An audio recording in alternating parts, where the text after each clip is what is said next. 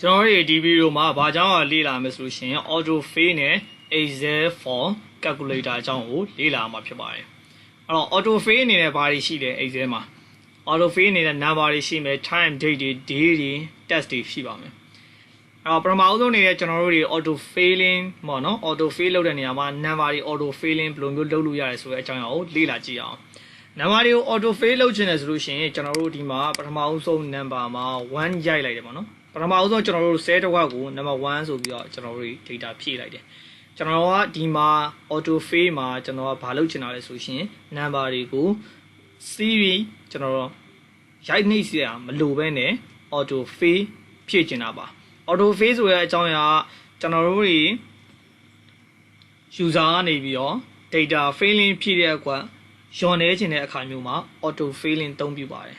ဆိုပါစို့ဒီမှာဆိုလို့ရှိရင် number ကိုကျွန်တော်1ရိုက်လိုက်တယ်ရိုက်ပြီးတော့ကျွန်တော်ကဒီမှာ auto fill ဖြည့်ချင်တယ်အဲ့တော့ဒီမှာ auto fill ကိုကျွန်တော် series ဆွဲချလိုက်တယ်နော်ဒီ series ဆွဲတဲ့ဥစ္စာကလည်းကျွန်တော် copy ဆိုတဲ့နေရာမှာကျွန်တော်ပြောပြထားပြီးသားဖြစ်တယ်နော် copy ဆိုတဲ့ lesson မှာအဲ့တော့ဒီမှာကျွန်တော် series ဆွဲချသွားတာကြာဘယ်လိုပုံစံလဲဆိုလို့ရှိရင်ကျွန်တော်ပြန်လုပ်ပြပေးပါမယ်ဒီမှာ series ဆွဲချပြီးတော့ကျွန်တော် data filling တစ်ခွက်ဖြည့်လိုက်တယ်ဒီတောက်ဆုံးလေးမှာညာဘက်တောက်အောက်ဆုံးမှာကျွန်တော် mouse က pointer ချလိုက်တယ်ချလိုက်တဲ့အချိန်မှာကျွန်တော်တို့ပုံမှန်ရှေ့မှာအောင်ဆိုလို့ရှိရင် copy လုပ်သွားတဲ့ပုံစံ sign လေးပြတယ် plus sign လေးဒီနေရာမှာကျွန်တော်တို့ကဘာလုပ်လိုက်မလဲဆိုလို့ရှိရင် control လေးနှိပ်လိုက်မယ်control လေးနှိပ်လိုက်မယ်ဆိုလို့ရှိရင် plus sign double plus sign လေးပြတယ်ဒီလိုမျိုး double plus sign ပြတဲ့အချိန်ကျမှကျွန်တော်တို့အောက်ခြေဘက်ကို transfer ချလိုက်ပါဒါဆိုလို့ရှိရင်အောက်ခြေမှာအောက်ဘက်ချမ်းမှာကျွန်တော်တို့တွေ number တွေကိုကျွန်တော်တို့တွေဖြည့်စရာမလိုဘဲနဲ့ auto filling number တွေကို save လိုက်ဖြည့်ပြီးသွားမှာဖြစ်တယ်နောက်တစ်ခုအနေနဲ့ကကြတော့ကျွန်တော်တို့ data filling ကို number ကျွန်တော်နှစ်ကွက် data filling လုပ်လိုက်မယ်ဒီလိုနှစ်ကွက် data filling လုပ်လိုက်ပဲဆိုလို့ရှိရင်ကျွန်တော်တို့ number တွေကို series ဆွဲတဲ့အခါကျွန်တော်တို့ဒီ filling data filling လုပ်ထားတဲ့ cell နှစ်ကွက်ကိုကျွန်တော် selection ပေးလိုက်ပါတော့ပေးပြတဲ့အချိန်ကျရင်ကျွန်တော်တို့ရဲ့ mouse ကနေပြီးတော့ဒီညာဘက်ထောက်အောက်ဆုံးသားလေးကနေကျွန်တော်တို့ဒီတိုင်းဆွဲချလိုက်ပါဒီလိုဆွဲချလိုက်ခြင်းအပြင်ကျွန်တော်တို့စက်က keyboard ရ control ကိုနှိပ်စရာမလိုဘဲနဲ့ကျွန်တော်တို့တွေ number တွေကိုအခုလိုမျိုး series filling လုပ်လို့ရပါတယ်ဒါက number တွေကို auto fill လုပ်ချင်ရင်အခုလိုမျိုးလုပ်ဆောင်လို့ရပါတယ် control key လေးနဲ့ digital system နဲ့နှစ်ခုပေါင်းဆက်ပြီးတော့ကျွန်တော်တို့ number တွေကို auto filling လုပ်ရတာပါနောက်တစ်ခုအနေနဲ့ time နောက်တစ်ခုအနေနဲ့ time ကျွန်တော်တို့အချိန်တွေကိုကျွန်တော်တို့ဒီ auto fill အသုံးပြုမယ်ဆိုလို့ရှိရင်တတိထားရမယ့်အချက်တွေကိုကျွန်တော်ပြောပြခြင်းပါတယ်ဒီအချိန်တွေကိုကျွန်တော်တို့ဒီ Excel ထဲမှာ auto fill သုံးတော့မယ်ဆိုလို့ရှိရင်ကျွန်တော်တို့စက်ရဲ့ကျွန်တော်တို့ဒီကျွန်တော်တို့အသုံးပြုတဲ့ computer ရဲ့ default calendar ပေါ့နော် default calendar date time တွေကိုကျွန်တော်တို့အသုံးပြုတော့မယ်ဆိုလို့ရှိရင်ဒီဟာတွေကိုသိဖို့လိုပါတယ်ကျွန်တော်တို့အချိန်တွေဘယ်လိုမျိုးကျွန်တော်တို့စက်တွေမှာရှိတယ်ကျွန်တော်တို့ date တွေဘယ်လိုမျိုးရှိတယ်ဒါတွေကိုသိဖို့လိုအပ်ပါတယ်ဒီ setting တိုင်းကျွန်တော်တို့ filling လုပ်မှအဆင်ပြေမှာပါအရင်ဆုံးကျွန်တော်တို့ date ကိုအရင်ဆုံးကျွန်တော်တို့ auto fill လုပ်ပြမယ်အဲ့တော့ဒီမှာဆိုလို့ရှိရင်ကျွန်တော်ရဲ့ set ကိုတစ်ချက်ကြည့်ကြည့်အောင်ကျွန်တော်ရဲ့ set မှာဆိုလို့ရှိရင်ကျွန်တော်တို့ရဲ့ဒီ calendar ကကျွန်တော်လအရင်လာတယ်လပြီးတော့မှရက်လာတယ်ရက်လာပြီးတော့မှကျွန်တော်ခုနှစ်လာတယ်အရှိမတော့ day တွေရှိရပါတော့အရှိမတော့ day တွေဆိုတော့ Monday လား Tuesday လား Wednesday လား Friday လားဒါမျိုးတွေရှိရပါတော့ Sunday လား Saturday လားဆိုတော့ဒီလိုမျိုးတွေကြတော့ day မှာ filling လုပ်တဲ့ဥစ္စာကြားလို့ရှိရင်တွေ့ရပါလိမ့်မယ်အခုကျွန်တော်တို့ဒီမှာ date အနေနဲ့ဆိုလို့ရှိရင်လပြီးရင်ရက်လာတယ်ရက်ပြီးသွားလို့ရှိရင်ခုနှစ်လာပါတယ်အဲ့တော့ကျွန်တော်တို့ရဲ့ဒီ set ရဲ့ calendar setting ကလရက်နှစ်ဆိုတဲ့အတိုင်းပဲကျွန်တော်တို့ဒီမှာ auto fill သုံးတဲ့အခါမှာလဲ date မှာ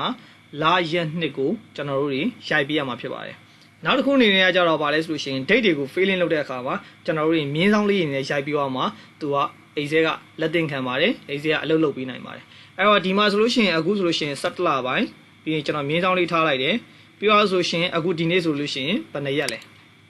ဒီနေ့ဆို14ရက်အဲ့တော့ဒီမှာကျွန်တော်14ရိုက်မယ်ပြီးတော့ဆိုရှင်ခုနှစ်ရိုက်လိုက်မယ်ဒါဆိုလို့ရှိရင် Excel က date ဆိုတာကို तू ကနားလဲပါတယ်အဲ့တော့ဒီလိုမျိုး तू နားလဲလားနားမလဲလားကိုသိကျင်တယ်ဆိုလို့ရှိရင် Excel ကသိမသိကိုပြန်ပြီးတော့စမ်းစစ်လို့ရပါတယ်ဒီကျွန်တော်တို့ date filling လုပ်ထားတဲ့ cell ကွက်ကိုကျွန်တော်တို့ selection ပေးလိုက်အခုလိုမျိုး click ထောက်လိုက်ဆိုတာနဲ့ကျွန်တော်တို့ရဲ့ဒီ number format မှာ date ဆိုတဲ့အရာလေးကို Excel ကနေပြီးတော့ပြောင်းပေးသွားပါလိမ့်မယ်နော် Excel ကပြပေးထားပါလိမ့်မယ်ဒါဆိုလို့ရှိရင်ကျွန်တော်တို့ကဒါ date မှန်တယ်လို့သတ်မှတ်လို့ရပါတယ်date တွေကို auto fail သုံးပြုခြင်းနဲ့ဆိုလို့ရှိရင်ခုန number တွေကို failing လုပ်သလိုမျိုးပဲကျွန်တော်တို့ redraw system နဲ့ကျွန်တော်တို့ failing လုပ်သွားလို့ရပါတယ်ဒီလိုမျိုး auto fail redraw system ကိုအသုံးပြုလိုက်တဲ့အခါမှာရက်တွေပြောင်းလဲသွားတာကိုတွေ့မြင်ရလိမ့်မယ်တရက်ပြီးတရက်သူကတိုးသွားပါလိမ့်မယ်ဒီလိုမျိုးမဟုတ်ကျွန်တော်တို့ကရက်တွေကို auto fail လုပ်ချင်တာမဟုတ်ကျွန်တော်လတွေနှစ်တွေကို auto fail အသုံးပြုခြင်းနဲ့ဆိုလို့ရှိရင်တော့ auto fail option ကိုအသုံးပြုရပါမယ် auto fail option ကိုအသုံးပြုခြင်းနဲ့ဆိုလို့ရှိရင်တော့ကျွန်တော်တို့ဒီ home option ထဲမှာရှိတဲ့ဒီ editing ရှိတယ်ဒီ editing မှာ fail ထဲမှာ CV ကိုနှိပ်ပေးပါအဲ့တော့ CV ကိုနှိပ်လိုက်ခြင်းအပြင်ဒါကို auto fail option လို့ပြောလို့ရပါတယ်အဲ့တော့ဒီ CV ထဲမှာဆိုလို့ရှိရင်ကျွန်တော်တို့အခု date ကိုကျွန်တော်တို့ auto fail လုပ်နေတာဖြစ်တဲ့အတွက်ဒီမှာတိုက်မှာ date ကိုရွေးပေးထားပါမယ်ပြီးတော့ဒီ CV in မှာဆိုလို့ရှိရင် row and column ရှိတယ်အခုကျွန်တော်တို့က column ပါကျွန်တော်တို့ CV ဖြစ်နေတာဖြစ်တဲ့အတွက် column ကို selection ပေးထားပေးရမယ်နောက်တစ်ခုအနေနဲ့ date unit မှာဆိုလို့ရှိရင်ကျွန်တော်တို့အခုက day ကို series ဆွဲတာဒါကိုကျွန်တော်တို့ရလတွေ series ဆွဲခြင်းနဲ့နှစ်တွေ series ဆွဲခြင်းနဲ့ဆိုလို့ရှိရင်ဒီမှာတော့ပြောင်းလဲလို့ရပါတယ် date unit မှာဒီမှာ date unit မှာဆိုလို့ရှိရင်ကျွန်တော်အရင်ဆုံးနှစ်တွေကို series ဆွဲပြပါမယ်အဲ့တော့ကျွန်တော်တို့နှစ်ကိုကျွန်တော်တို့ selection ပေးလိုက်မယ်selection ပေးပါဆိုလို့ရှိရင်တော့ okay နှိပ်ပေးပါ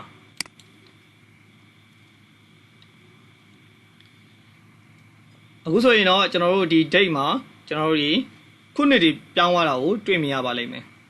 ရက်တွေလတွေကဒီတိုင်းပဲခုနှစ်ပဲပြောင်းလဲသွားတာကိုတွေ့မြင်ရလိမ့်မယ်နောက်တစ်ခေါက်ကျွန်တော်တို့လတွေကိုကျွန်တော်တို့ CD ဆွဲကြည့်အောင်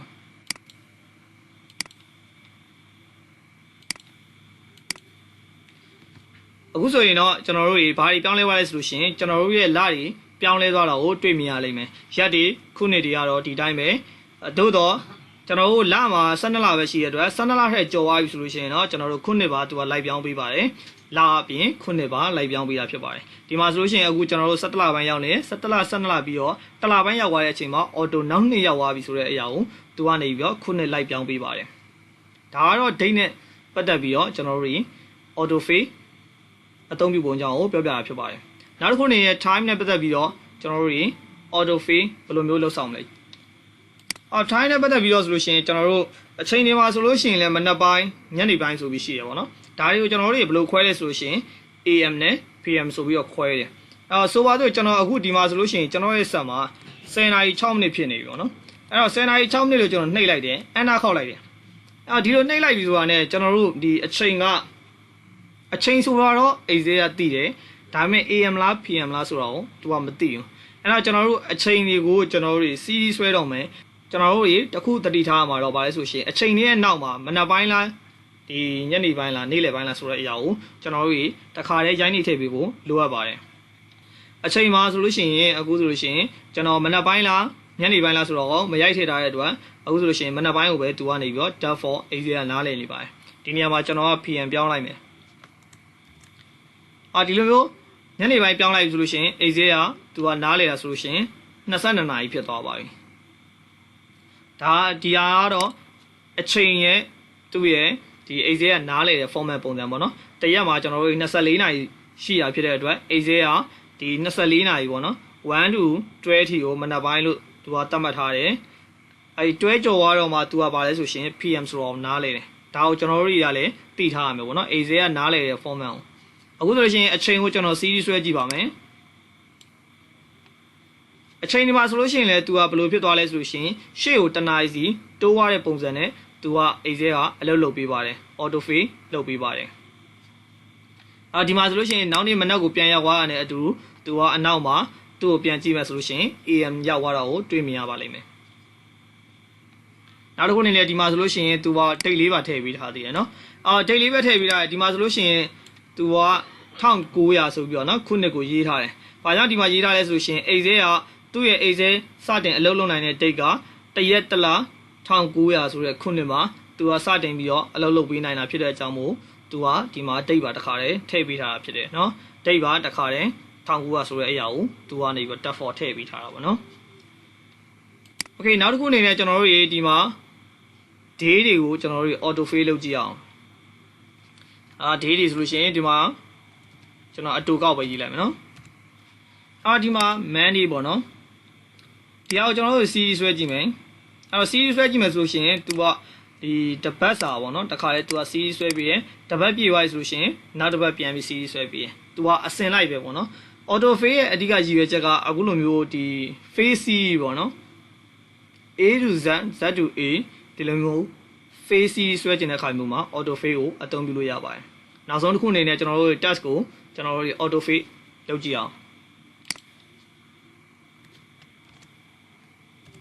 task ကို auto fade လုပ်ချင်တယ်ဆိုလို့ရှိရင်တော့ကျွန်တော်တို့အခုလိုမျိုး Twitter system နဲ့ကျွန်တော်တို့ failing လုပ်လို့ရတယ်လို့နောက်တစ်ခုအနေနဲ့ shortcut key အနေနဲ့ကျွန်တော်တို့အရင်ဆုံး slashing ပေးလိုက်ကိုဘယ်လောက်ထိ fail လုပ်ချင်တယ်လုပ်ချင်တဲ့အထိကို slashing ပေးပြီးတော့မှကျွန်တော် control D နှိပ်ပေးလိုက်ပါ control D ကိုနှိပ်ခြင်းအဖြစ်လဲ task တွေကို auto fade လုပ်လို့ရပါတယ်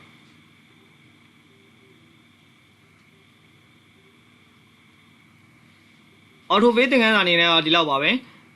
နောက်တစ်ခုအနေနဲ့ကျွန်တော်တို့ Excel for calculator အကြောင်းလေ့လာကြည့်အောင် Excel for calculator မှာဆိုလို့ရှိရင်ဒီ Excel ရဲ့ဒီ calculator မှာကျွန်တော်ပုံမှန်ပါတဲ့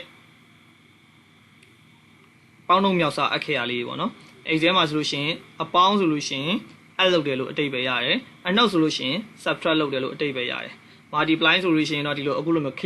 ပွင့်လေးပေါ့နော်အဲဒီ k ဝင်လေးကိုဒါကြတော့ဗာလဲဆိုရှင်အမြောက်ပေါ့နောက်တစ်ခုအနေနဲ့မြင်းဆောင်လေးဒီလိုမျိုး slash ဆိုတာတော့ဒီ divided ကျွန်တော်တို့တွေစားတဲ့အခါမျိုးတွေမှာတစ်ခုနဲ့တစ်ခုနဲ့စားတဲ့အခါမျိုးတွေမှာအသုံးပြုတဲ့ပုံစံလေးပါဒါကို Excel for calculator လို့ခေါ်ပါတယ်ကျွန်တော်တို့ဒီမှာ Excel for calculator မှာကျွန်တော်တို့သိထားတဲ့အရာတော့ဗာလဲဆိုရှင်ကျွန်တော်တို့ဘယ်အရာတွေကိုဘယ်လိုမျိုးပေါင်းကျင်တယ်ဘယ်အရာတွေကိုဘယ်လိုမျိုးမြောက်မယ်ပြောရဆိုရှင်ဘယ်အရာတွေဘယ်လိုမျိုးနှုတ်မယ်ပေါ့နော်ဒီအရာကိုကတဲတဲကွဲပြပြသိဖို့လိုအပ်ပါတယ်ဘာကြောင့်အခုလိုပြောရလဲဆိုလို့ရှိရင်ကျွန်တော်တို့ဒီမှာကျွန်တော်တို့ဆိုပါစို့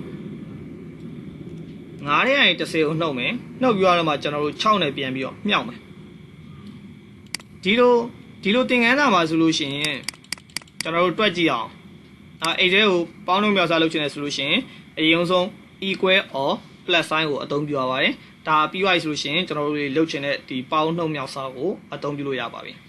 ဒီမှာဆို equal sign အရင်ရေးလိုက်တယ်ပြီးတော့မှကျွန်တော်အခုခုနကလုပ်ချင်တာ9တဲ့ကနေပြီးတော့ဒါ10ကိုနှုတ်မယ်ပြီးတော့မှ6နဲ့ပြန်မြောက်မယ်โอเคเนาะ9တဲ့ကနေပြီးတော့10ကိုနှုတ်တယ်6နဲ့ပြန်မြောက်မယ်โอเคအန်တာခောက်ကြည့်လိုက်ဒါဆိုလို့ရှိရင်ဒီမှာဘာပေါ်နေလဲဆိုလို့ရှိရင် minus 55ဆိုပြီးပေါ်နေပါတော့ဒါမှန်လားပေါ့ဒါမှန်လားဆိုတော့အမှန်တော့ဒါမှန်တယ်လို့နဲ့နည်းနည်းလေးလွဲနေလို့ထင်ရတယ်ပေါ့နော်ဘာလဲဆိုလို့ရှိရင်ဆိုလိုချင်တာကကျွန်တော်ဒီမှာ equal ဟိုမှာနောက်တနည်းအနေနဲ့ပေါ့နော်ကျွန်တော်ဒီမှာကွင်းစာကွင်းမေးလေးထည့်လိုက်မယ်ဒီ9တဲ့ကနေပြီးတော့10ကိုနှုတ်မယ်ပြီးတော့မှအမြောက်6နဲ့မြောက်မယ်ဒါဆိုရင်အဖြေကဘယ်လောက်ရလဲဆိုလို့ရှိရင်ကျွန်တော်30ပဲရပါတယ်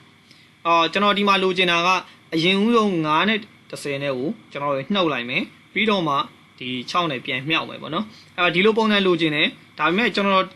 တို့တွက်လိုက်တဲ့ပုံစံကလည်းမှန်တယ်သို့တော်လည်းကျွန်တော်တို့ကပိုင်းခြားပြီးမတွက်တဲ့အခါမျိုးတွေမှာပိုင်းခြားပြီး calculate မလုပ်တဲ့အခါမျိုးမှာဘာဖြစ်လဲဆိုရှင်အဖြေမှားပြီးထွက်လာတာမျိုးတွေတွေ့ရပါတယ် Excel မှာဒီလိုပဲနောက်တစ်ခုအနေနဲ့ကျွန်တော်တို့နောက်တစ်ခုလေ့ကျင့်ခန်းလေးတစ်ခုထပ်လုပ်ကြည့်အောင်